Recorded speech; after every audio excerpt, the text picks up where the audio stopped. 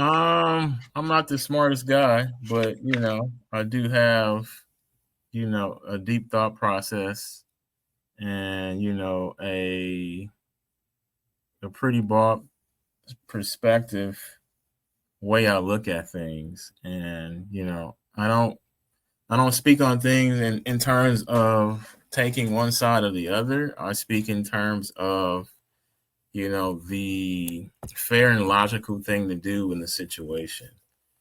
And when I say that, I look at, the history of, the areas that they're talking about in Chicago and what we hear and, used to call the place Chirac in certain areas.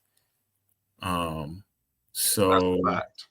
yeah. So even coming from that perspective, I don't see how the lady in the first take could say, we don't need anybody to come here. We can take care of it ourselves.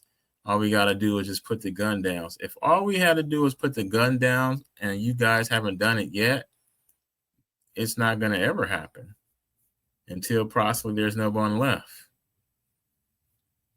So the same thing that happened in Washington, D.C., is the same thing that could happen in Chicago, and that's to get the violence out of